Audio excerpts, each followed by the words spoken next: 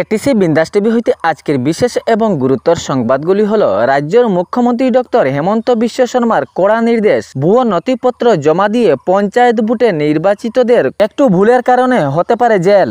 ভুয়ো শিক্ষাগত যোগ্যতার নথিপত্র সংক্রান্ত কড়া বার্তা দিলেন ডক্টর হেমন্ত বিশ্ব শর্মা। পঞ্চায়েত ভোটে নবনির্বাচিত প্রতিনিধি যদি কোনো ভুয়ো নথিপত্র জমা দেন তাহলে হতে হবে জেল। এর সঙ্গে জড়িত থাকা ব্যক্তিরও ছাড় নেই। এ নিয়ে তদন্ত চলবে। কড়া নির্দেশ দিলেন অসমের মুখ্যমন্ত্রী ডক্টর হেমন্ত বিশ্ব শর্মা।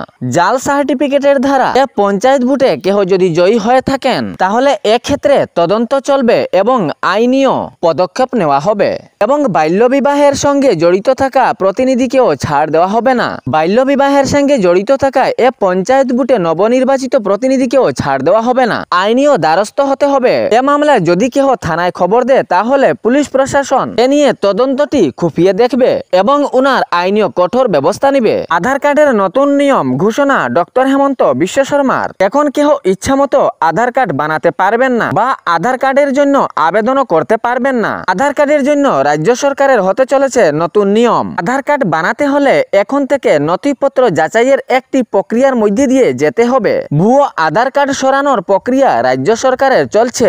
এখন থেকে আধার কার্ড জমা দেওয়ার আগে যেতে হবে সংশ্লিষ্ট জেলার জেলা আয়ুক্ত তথা ডিসি অফিসে। অনুপ্রবেশকারী লোকজন আধার কার্ড পেতে বাধা পড়ে, এর জন্য এই নিয়ম প্রস্তাবিত হয়েছে আসাম সরকারের পক্ষ থেকে। ভুয়ো আধার কার্ডে যাচাই করা শুরু হয়েছে বলে জানিয়েছেন অসমের মুখ্যমন্ত্রী ডক্টর হেমন্ত বিশ্ব শর্মা। এক সন্তানের মাকে কুঁয়ে ফেলে হত্যার মামলায় গ্রেফতার স্বামী। টাকার চাহিদা না মেটাতে পারা স্ত্রীকে কুঁয়ে ফেলে হত্যা করল নিজ স্বামী।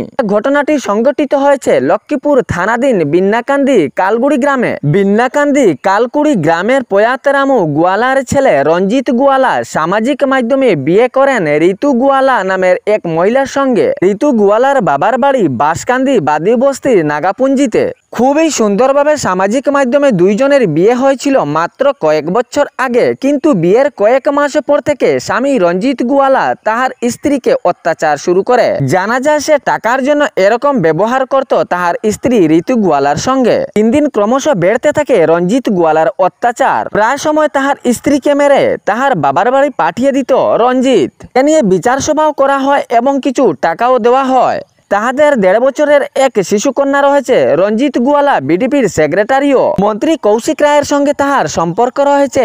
এ ভয় দেখিয়ে প্রায় সময় ঋতুকে মারধর করত এবং মেরে ফেলে দেওয়ার ও হুমকি দিত। কেউ কিছু করতে পারবে না এ নিয়েও হুঙ্কার দিত। কিন্তু গত বৃহস্পতিবার সন্ধ্যায় রঞ্জিত গোয়ালা তাহার শ্বশুরকে ফোন করে বলেন ঋতু বাড়ির কুয়ার মধ্যে পড়ে গিয়েছে। তিনি এই কথা শুনে সেই মুহূর্তে মেয়ের বাড়িতে চলে আন, কিন্তু দেখেন উনার মেয়ে আর নেই।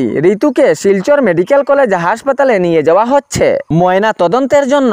এ মামলায় মেয়ের বাবা রামপতি লক্ষ্মীপুর থানায় জানান উনার মেয়েকে পরিকল্পিতভাবে হত্যা করা হয়েছে। পরে এ ঘটনার পরিপ্রেক্ষিতে স্বামী রঞ্জিত গোয়ালাকে গ্রেফতার করা হয়। মরদেহ ময়না তদন্তের পর পরিবারের কাছে সমঝে দিয়েছেন প্রশাসন। তাহলে ভিডিওটি শেয়ার করতে ভুলবেন না যাতে সঠিক সংবাদগুলো অন্যজনের কাছে পৌঁছায়। ধন্যবাদ।